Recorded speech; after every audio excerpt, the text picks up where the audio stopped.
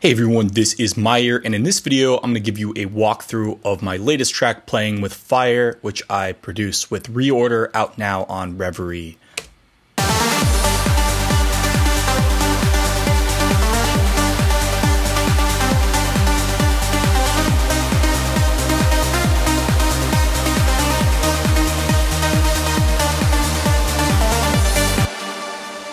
Awesome. Now this is going to be the unmastered version, and if you want to help support me and support the channel, head on over to Beatport. I'll provide a link in the description. You can pick this track up. But what I'm going to be doing is just kind of walking through a few things that I did. I won't have time to go through everything, but I think it'll be fun to just kind of give you the overall philosophy and show some of the production stuff that I did. Now, one of the things to realize, this track, I started working on it actually before, maybe 2020, maybe 2021. ReOrder and I started working on it, and the way it sounds now is actually quite a bit different than it originally did. It started probably around 138, 140 beats per minute, was a really driving kind of tech trance influenced song, very similar to some of my stuff like Delta. This one's a little bit slower, and it has a sound that we're now kind of going for on Reverie, which is this more kind of old school sound. So this sound in particular, it's very early to mid, I would say mid, or maybe mid to late 2000s with its sound, but I think it works really well. So let's go ahead and start with sort of the kick and bass and everything.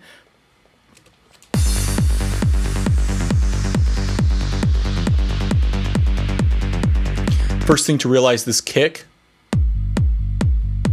let me just do the kick. There's two kicks. It's actually the same sample, but it's processed with this this low end kick. Let me just play this.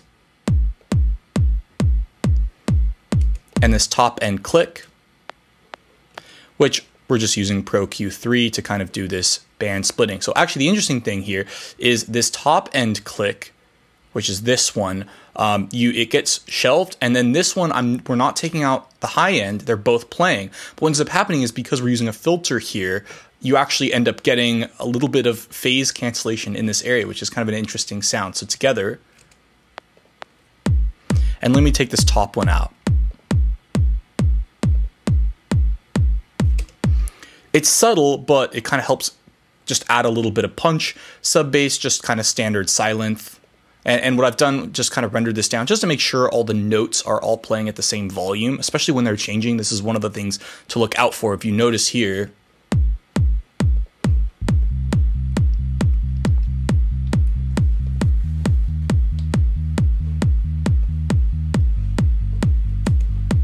so you can actually see it's not actually changing, which is really, really nice. One of the ways I've done that is using Pro C2 and Pro L. Pro L is kind of like the brick wall version, and Pro C just kind of basically really tames the notes that tend to get louder as it's changing.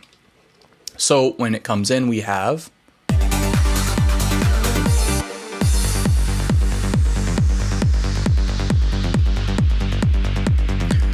taking a look at the mid basses. There's two sounds. One of them is this Serum preset I like using. I call it Photo. It's kind of like this photographer sounding bass.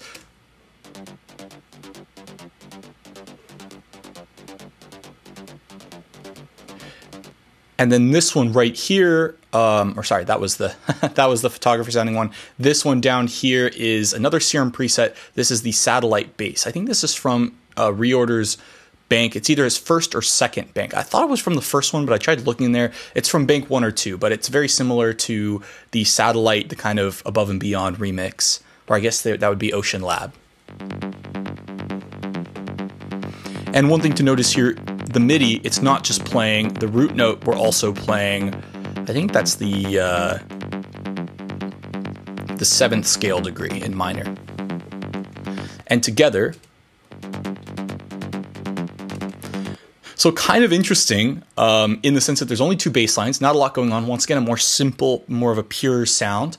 And this photographer bass is really doing more of the sides. So listen to them together.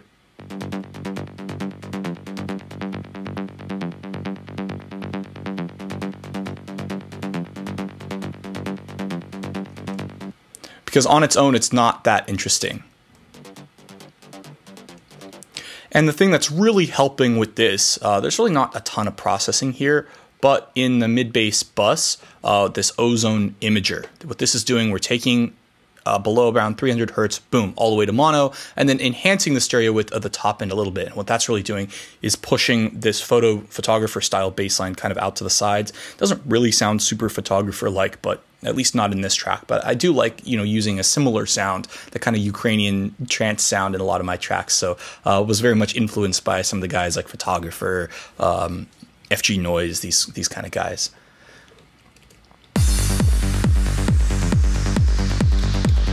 Of course, all the effects, all sort of standard stuff. And then we get into these acids. There are a couple of them that are worth mentioning.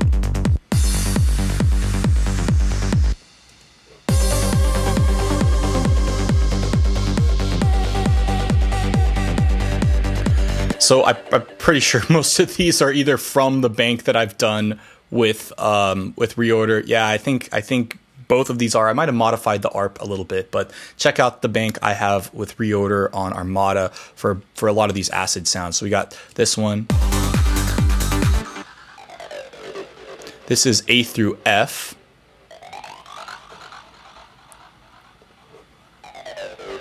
That one's from the bank, and I believe this is the Whippersnapper acid that is in the bank as well. This one right here.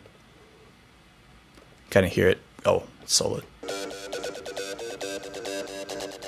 And once again, using the arpeggiator.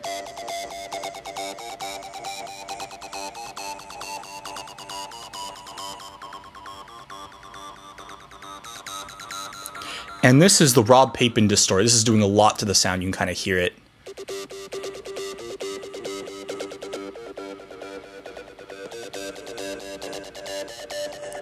Was doing so much that we had to tame some of the high end out of it, but that's really helping there. The second acid doesn't have that distortion. I think it was fine just the way it was.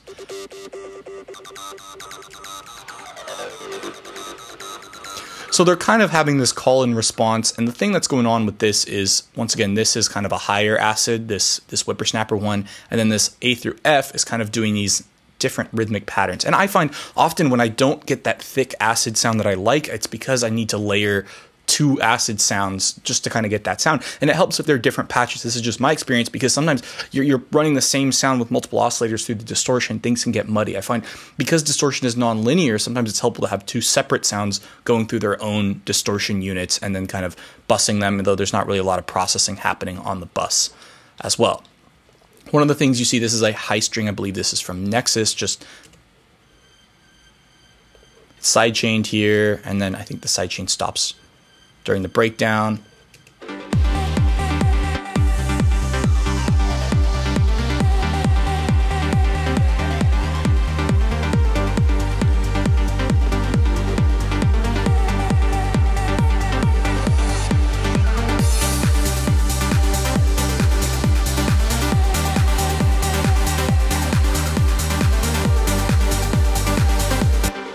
Omnisphere here with some of these counter.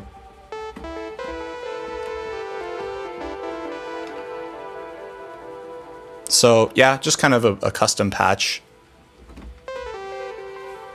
But pretty simple sound going through an LA2A emulation and then the echo and then just some EQ really. I mean, it's pretty simple. But really that delay is what really allows it to kind of sit in the mix pretty well.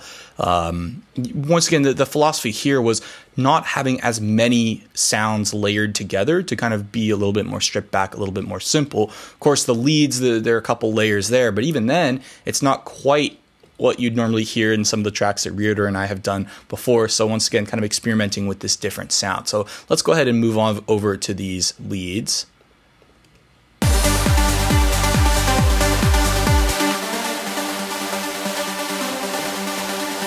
This first one, you can hear it. This is the legendary saw from ReOrder's Serum Producer Special Bank. Really great preset. I love it. Added to that is this kind of like this Sean Tyasi inspired lead. I just made this one from scratch.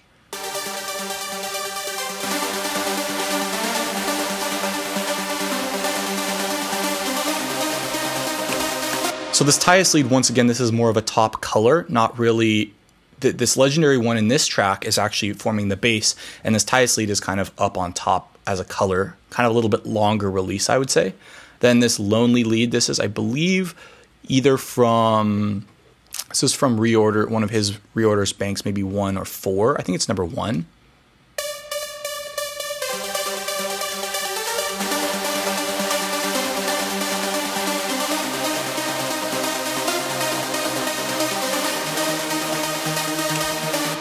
That's only playing the top end. So once again, really trying to accentuate those top notes. When you're doing an ARP like this, it's very easy for those lower mid sounds to get kind of muddy. And if you're having a note with a longer release, it can get sloppy. It can also eat up a lot of your CPU if those have longer releases. So those longer ones like this, that also has some pitch modulation, I find it's helpful to just kind of have that on its own channel doing just the top notes. And then this is a version in Dune. It's a very kind of odd sound.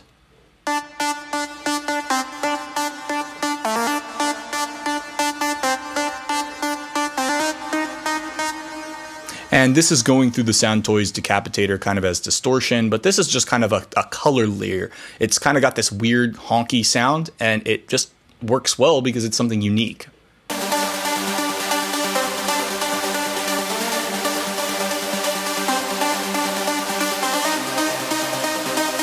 More kind of in the mids, and then later on in the second half,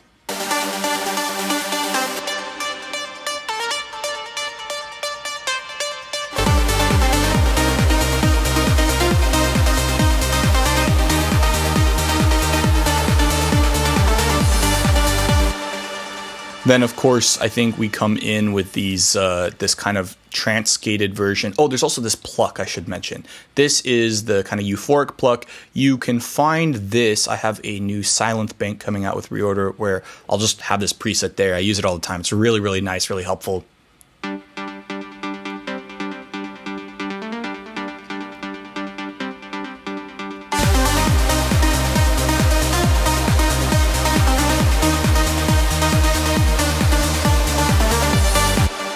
So really interesting. One of the things I would recommend, and you'll often hear this from other trance producers, it's okay to just have a pluck that's not open all the way. Not all of your synths need to be open all the way. Using a pluck that's layered on top of your lead like this is like playing what the lead is doing, except it's also playing, if you look at the MIDI here, it's also playing kind of like almost chords. Let me just fold it so you can kind of see what's going on here. So what's going on here is we're playing the notes together with the root note that the bass is playing. So that's why it's kind of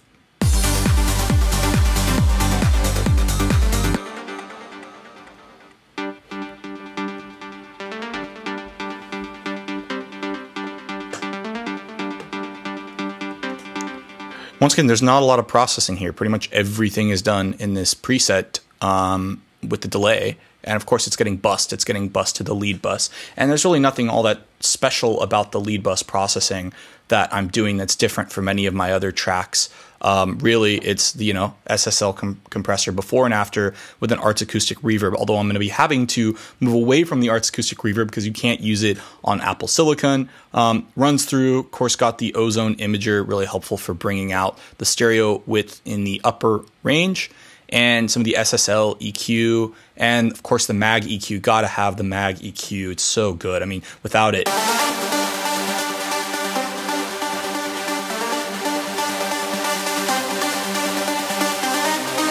I mean, you can really hear the difference with those there. So I really like the Mag EQ for getting a bright lead without it being harsh. I used to really struggle with that, and the Mag EQ is just so good for that sort of thing. So definitely check that out if you don't have it, and it often goes on sale. There's also a free version called the Lufticus, which pretty much does the same thing. I don't even know if I could even hear the difference between those. I've just used the Mag. That's the one I've always used, so that's the one I do use.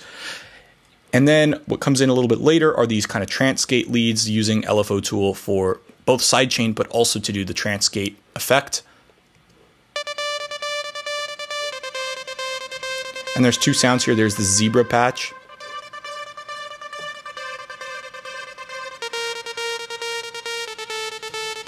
And then this was just kind of a standard saw. It's probably just like the initial patch or something like that, or some bright saw. Yeah, you see it's just default patch, and together.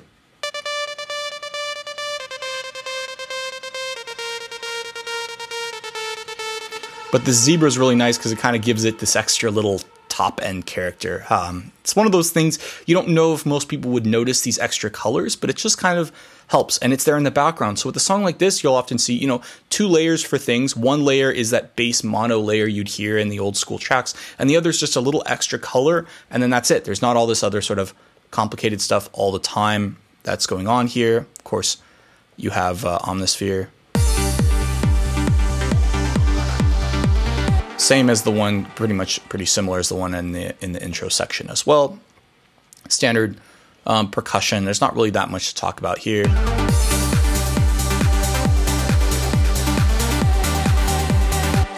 And a lot of this is just TR-909. Once again, really trying to keep it back to the basics on the more simple side.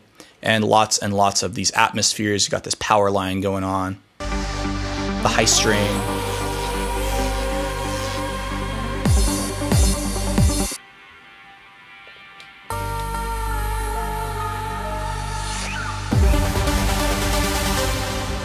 Of course, all of that you hear with the lead, that's going with filter automation, filtering the leads in and out, and everything comes in. The one thing I want to mention that this is really fun, what you hear down here with these vocal atmospheres, if you take a listen.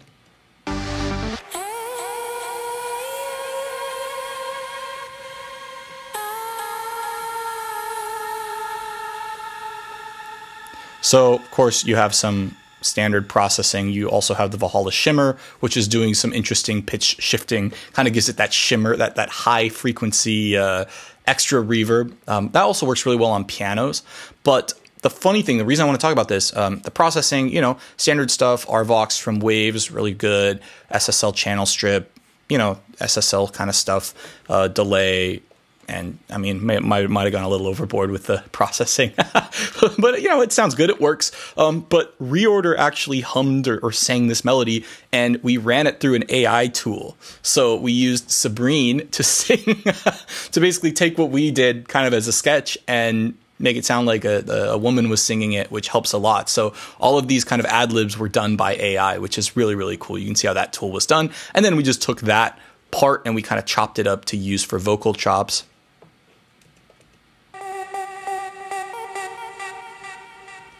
Just standard delay there, kind of on the bus. Or no, this has its own delay.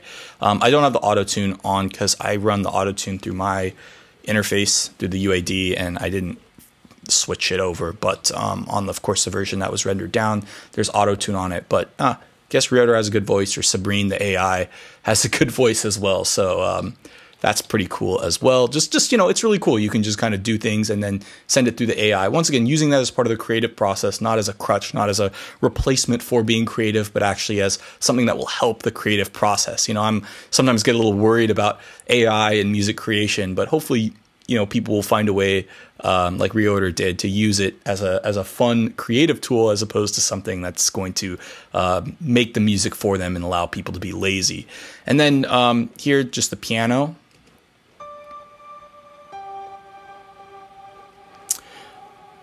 There's this weird, the pitch shifters on here doing some cool stuff. And once again, the Valhalla Shimmer, really, really helpful for pianos, especially in this case. And this is just the standard grand piano in Ableton Live. It sounds great. There are other pianos I like using. Maybe I'll make another video of just all the different pianos you can use for trance and what they sound like. But I think that really helps a lot. When you look at this track and you say, oh my goodness, there are only 65 tracks, which may sound like a lot, but a lot of my projects I use, honestly, often over 100. So this actually is not that much, and some of the stuff could be done in theory by fewer channels. Like both of these kicks could just be done by having one group and using a channel rack. So really this is a more simple, a more stripped down version, but people have been liking it. It's been getting a lot of plays. It's been climbing the charts there on Beatport. So I'm really happy with the way this turned out. So yeah, let me know if you have any questions in the comments. I'll be happy to try to answer them as much as possible. I'll try not to give away all my secrets, but hopefully you guys learned something from this video, seeing how this is produced and the sounds and stuff used. And yeah, have a good one. See ya.